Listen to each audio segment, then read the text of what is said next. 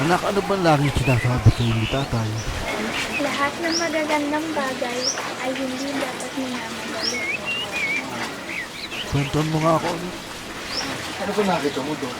Ang dami kong nakitang magagandang bulaklak.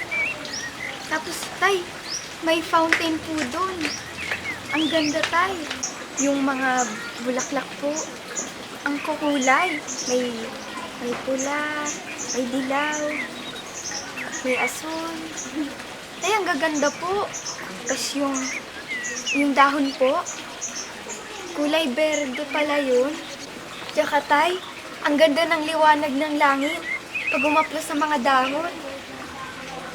Saka tay, yung tubig sa fountain. Kung gaano kalamig sa aking kamay, ganun din kalamig sa aking mata, tay.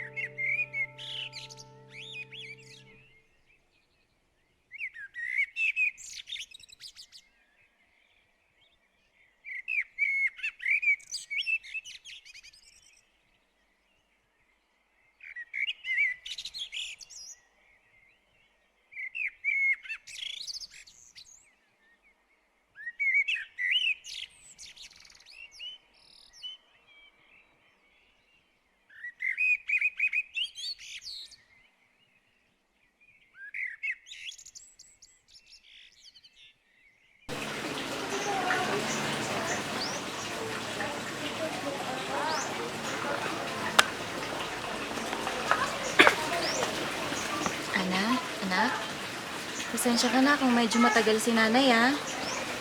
Mainip ka ba? Hindi po, Nay. Nag-enjoy nga po ako eh. Saan?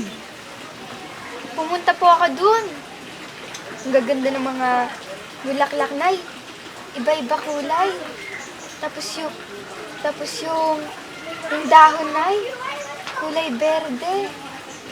Ay, tapos may fountain po dun. Hinawakan ko po yun. Ang lamig sa pakiramdam. Anak, paano ka nakarating doon? Sinong umakay sa'yo? Si tatay po. Anak, anong sabi ko tungkol kay tatay? Dahil hindi po ako nagbibiro. Andun po talaga si tatay. Hayaan mo, anak, bukas. Pupunta tayo sa puntod ni tatay, ha?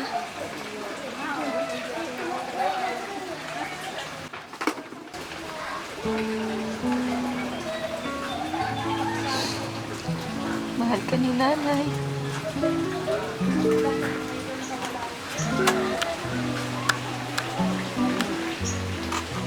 Alam mo, anak, tama ka. Kahit wala na dito si tatay, buo pa rin tayo. Kasi, nasa puso natin siya. Masarap ba? Ako, Nay. Alam mo, hinanap ko pa to kasi alam ko paborito ko to.